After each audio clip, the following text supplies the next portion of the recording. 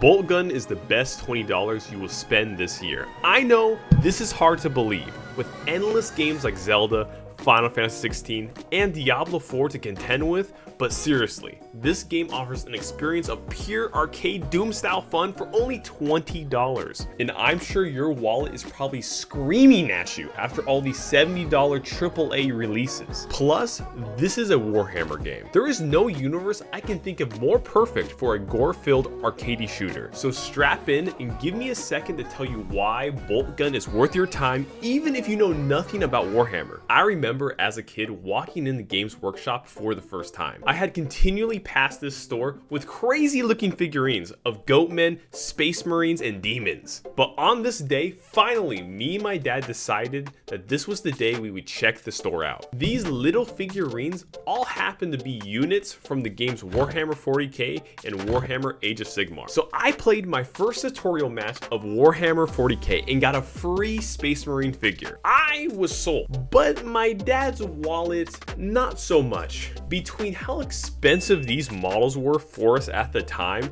and the need to paint them, which I had absolutely zero skill for, like at all, I decided I needed to learn more when I was older and had my own money to throw around. But there was an easier way into Warhammer: the games. Since gaming had always been my main hobby and passion, this seemed like the perfect mix. And it turns out I was right. And while I do have my thoughts on other fantastic Warhammer games like Space Marines, Darktide, and Vermintide, and the highly anticipated Space Marines too, dreams do come true. Today I am here to regale you on my journey into Bolt Gun, a Doom-inspired shooter that is unbelievably good. Like, this game has no goddamn right to be this good.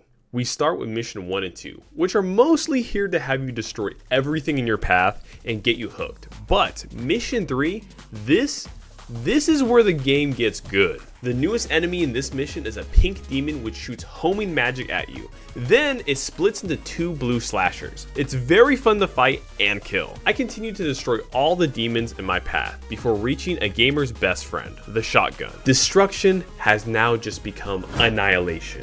The mission picks up with me aggressively saying hello to every cultist I meet. This is also when I realized there's a talk shit button. Why didn't anyone tell me about this sooner? On console, this is located on the triangle or Y button, which you will know is the switch weapon button for most FPS shooters, including COD, the game I've played most recently. So every time I went to switch weapons, my muscle memory had me talking shit instead.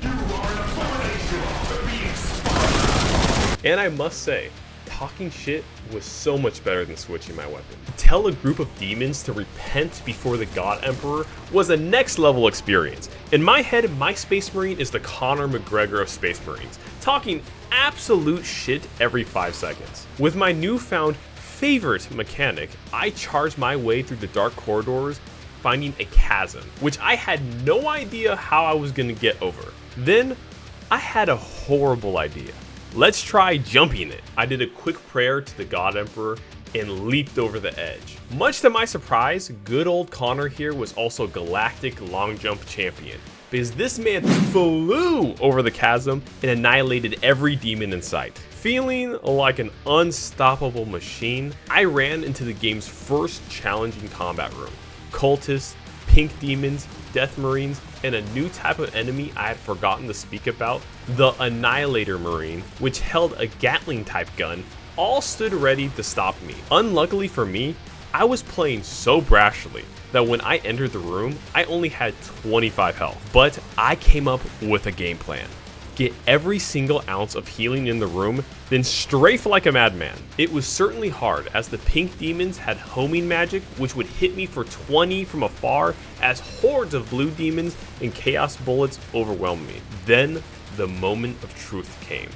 Down to 1 health. Yes, 1 health. I ran to the highest stairway and jumped. No, I flew over the arena to stick the landing and obtain the 100 health pack and the 100 shield pack. Oh baby, we were back in action. But as I used my newly found strength to annihilate all the demon spawn, I quickly realized, much to my surprise, there was an ultra powerful new plasma gun in the center of the arena with a shotgun upgrade and a rage boost.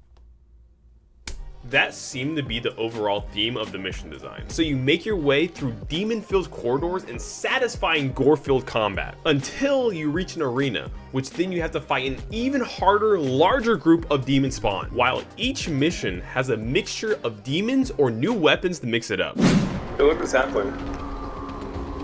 Well, it's Frodo.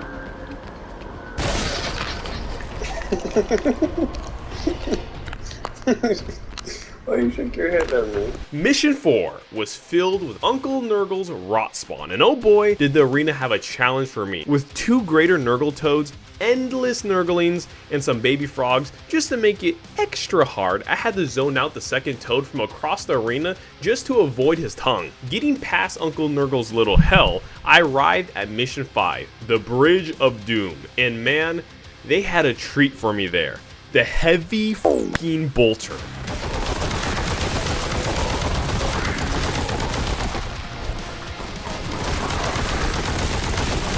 I gotta tell you, it was perfect.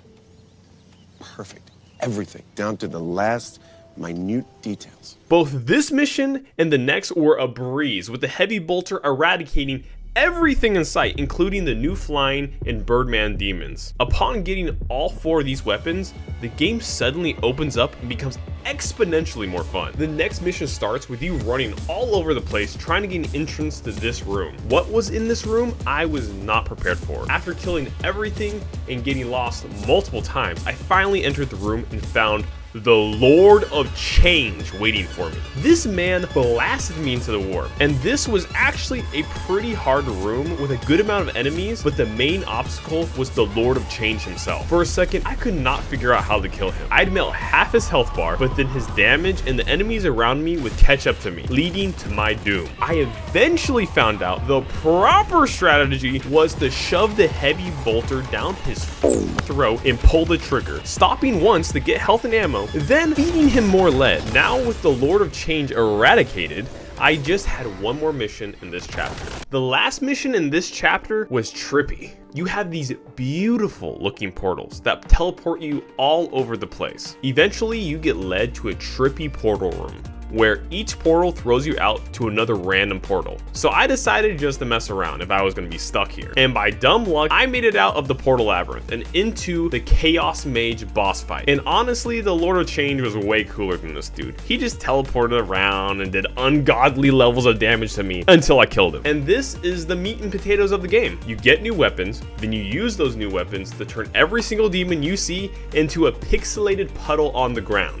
This may seem pretty simple, and it is, and that's the best part. Most new games nowadays want 600 different subsystems, and while that can be cool for well executed games, sometimes what we need as gamers is just some instinctual combat, cool looking enemies, and some straightforward missions. I personally use this game as my low commitment game. So when I don't have a lot of time or my brain doesn't have the capacity to pay attention to a game for too long, I can just turn this on and have fun for 20 or 30 minutes. This game is basically the perfect handheld game if you have a Steam Deck or an Asus ROG Ally, and I think it might actually be on the Switch too. And even if you don't have a handheld, you won't regret spending 20 bucks on this pure fun gameplay experience. This game is a certified 39K out of 40K. Now please subscribe. I do plan on doing a Space Marines retrospective before Space Marines 2 comes out, so I know if you guys love this video, you guys will love that content. See you later.